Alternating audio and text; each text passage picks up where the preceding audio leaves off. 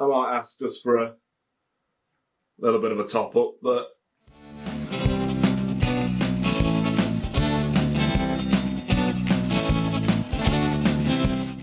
hello.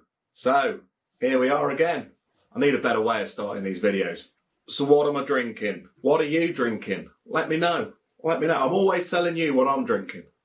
Every time.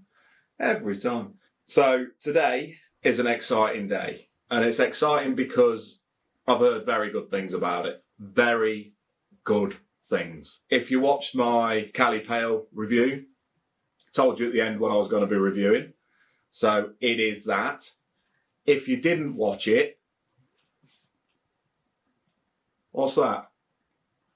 That's a clue. It's not something just stopping someone coming in. It's a clue. It's a visual aid. It's a spade. So that's the clue. So if you don't know what it is from that, gotta be honest, not my idea. So one thing you probably will notice when I start to have a bit of a pour of the old beer that I'm going to be reviewing, a couple of bars down already.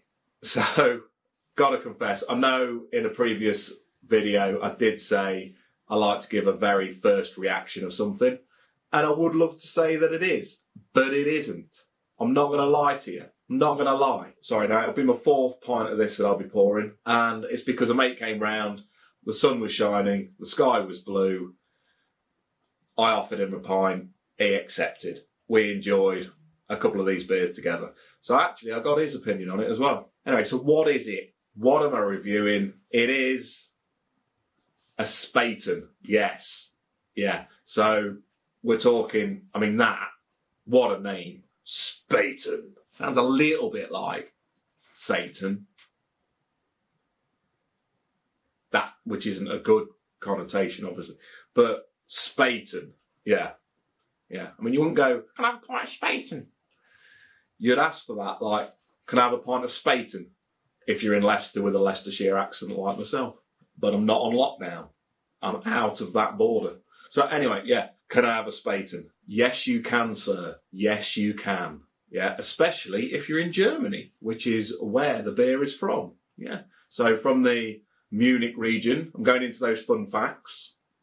Still ain't got a jingle, Bobby. Still ain't got a jingle. Did have a comment from Bobby Header. You should have a jingle for those fun facts, you know.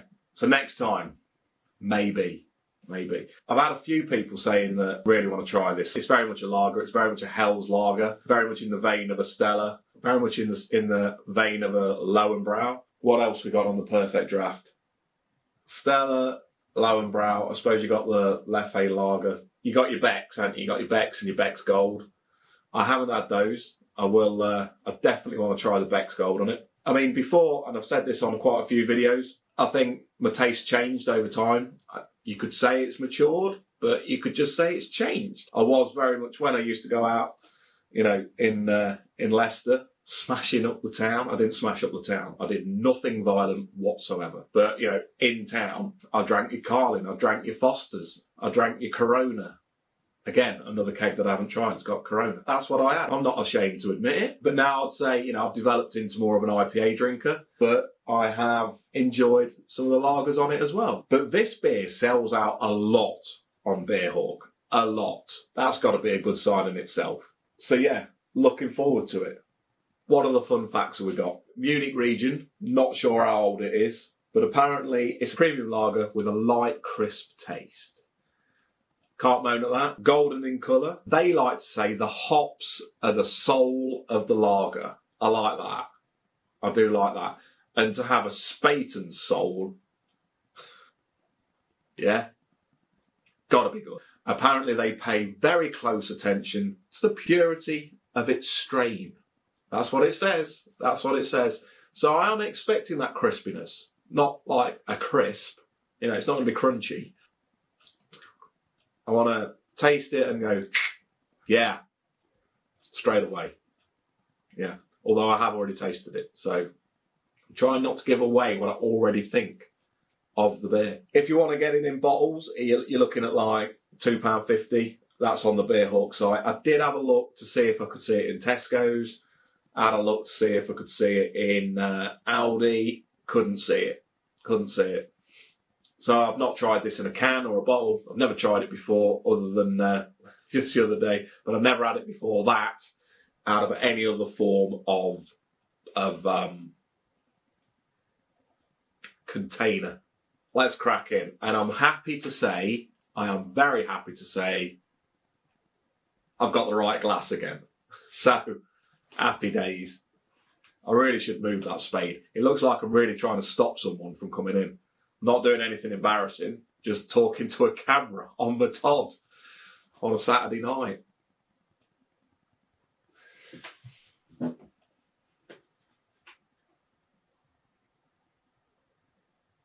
Spade, innit? So, just like the sound of that beer is very much a manly sounding beer, I think anyway. Look at that. Look at that glass. It's a tankard. So I am excited about that because who doesn't want a tankard? Who doesn't want to be drinking out of a tankard? Lovely, lovely. And there's your spade. Yeah, so spade on your tankard. GS. Gordon Spaten, probably the inventor of the beer.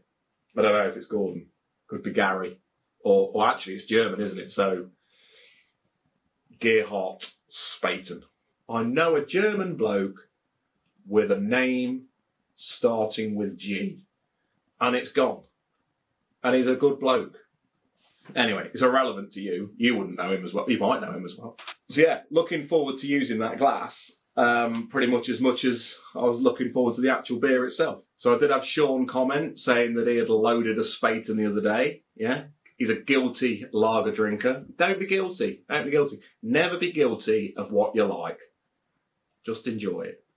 And Matthew Stainforth, if I pronounce that right, you know, good luck getting your Spaten because I know you've been looking for it. And so far, you've pretty much managed to get some Lowenbrau, which is a fine, fine drink. I'm looking at comparing this to Lowenbrau. Hopefully you've had one of those by now. When I compare this, I will let you know what I think compared to the Lowenbrau. Spaten versus Lowenbrau. Based on name, Spaten wins. Let's get in. Let's pour. Let's pour into the tankard. And actually, I've got to be honest, the first couple of pints that I've had of it, I'm not the best at pouring in this tankard. So far on all these videos, I've pretty much had successful pours. I've had no criticism in the comments of my pours.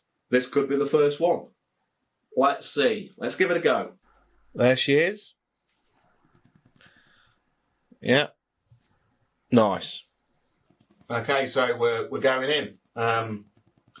Would be nice if, obviously, I can do it like that. That's fine. Just wanted the old bit of brandage. Let's go.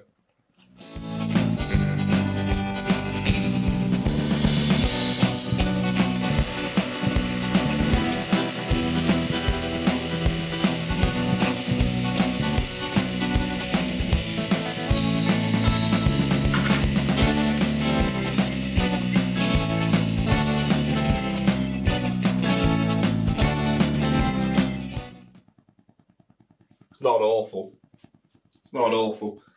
But it has got the old pint lineage there.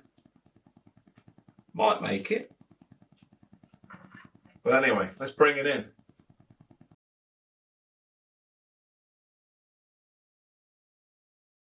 So there we go.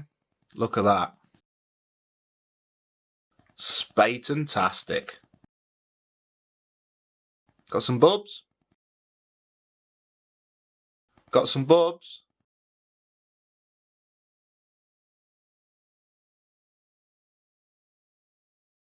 Yeah. Cheers. So there we go. She's poured. She is poured. Let's get in. So if I was in a pub, I might ask just for a little bit of a top up, but I'm sure that would please them. But anyway,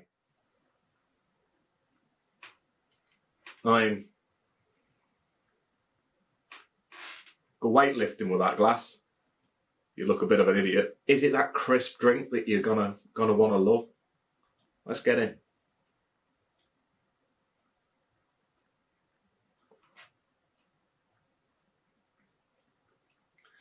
Like I say, I'm not gonna lie to you. I have had it already.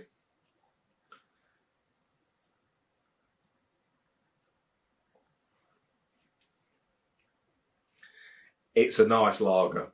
It's just a nice lager. I think I said it before. I'm not a Stella drinker one bit, and I think there's just a bit of a funny taste for me for Stella. This hasn't got that at all, but it's ironically a little bit like Stella, if that makes sense. It's got that Stella kind of refreshingness about it, but it's not got that. I just think it's got a bit of a funny taste, Stella. The other half, she knows when I've been drinking Stella, which is very rare, and not for bad reasons. She reckons you can even smell it on your breath, Stella. Whereas that, I think that's just it's good. It's a nice drink. It's a nice drink. One of my favourite beers, favourite lagers out of cans. When I used to buy the old, 24 pack of cans and stuff and that, before I discovered IPAs and what have you, was actually 1664. Kronenbourg 1664. Reminds me a little bit of that. It's good. It's nice. Is it as good as Lowenbrau? Yes, it is. I'd say it's better. I'm going to say it's better than that. It's going to say it's better than Lowenbrau, and I enjoyed the Lowenbrau. For me, it's right up there in terms of the lagers. I think it beats the Stella. It beats the Lowenbrau. It beats the Leffe Lalagra, and I do like that Leffe twang on the lager. But I think it beats it. I haven't had the Beck's Gold yet. But for me, so far, out of the ones I've mentioned there, that's your best lager on the Perfect Draft. Yeah. Solid. It's a solid Spaten. Simple as that. Simple as that. Oh, there was another one, wasn't there? The old Golden Goose, which I've actually reviewed. It's better than the Golden Goose. Definitely better than the Golden Goose, that. Yeah, I mean, that's a crowd pleaser right there. It's a crowd pleaser. You're going to offend nobody with that. Put that on if you've got friends coming round. Nobody's going to say, that's awful. And if they do, get out. Yeah, that is a crowd pleaser. If you've got a barbecue kicking off, get your Spaten in. Also, funnily enough, I've been doing a bit of gardening today. I've actually had that spade out. Maybe, after a bit of hard work, a bit of hard graft, situation's different again. Just taste that bit sweeter. You deserve it. You deserve a nice, refreshing cold lager. Nice. Good. So, one of the cheaper kegs. I mean, still not cheap, but £31.90 on the old Beer Hawk. And you're looking at, 5.2%? 5.2% beer. I mean, Germany do make some good beers. They've nailed it. Nailed it with a Spaten. Right. What snack am I going to have? When I was selecting a snack for the Spaten, I thought, what's kind of a hard-sounding snack? I think out of all the snacks I've had so far, I've actually enjoyed, and I didn't expect to, and probably that's half the reason. My expectations were quite low. KP honey roasted nuts with a Leffe Ruby. Now, I don't know where that came from. I just had a bag of those in. I thought I'd give them a go. And actually, I really enjoyed them. Really enjoyed them. I'm normally a spicy kind of snack person, but they just tasted nice and sweet. Nice and sweet. Probably it was, a perfect snack with the Leffe Ruby. It did go down very well. It worked. It was a nice combo. Pigs of Doom, blow your head off. You drink your drink in about 3 seconds because they've blown your head off. So I've gone back to nuts again. What would go well with that Spaten sound? Let's bring him in. Nobby's nuts, okay? Let's get some Nobby's nuts downers. I ain't had these in a while. I actually found these in Home Bargains. I think it was £1 for 3. You can't go wrong. You can't go wrong with that. Dry roasted Nobby's nuts. A classic. Dry roasted nuts in your pub. Well, we're not in a pub, but we have got the perfect draft on. We've got a nice cold lager. Let's get some Nobby's nuts downers. How well do Nobby's nuts go with a pint of Spaten? Got to get into them first. Where is the tear? Start here. Nobby's told you. Look at that. It's easy when you find it, isn't it? It's easy when you find it. That's made a pathetic hole. Well, I don't even deserve these. I mean, half a video of me opening a bag of nuts. Right. Nicely coated. Cheers.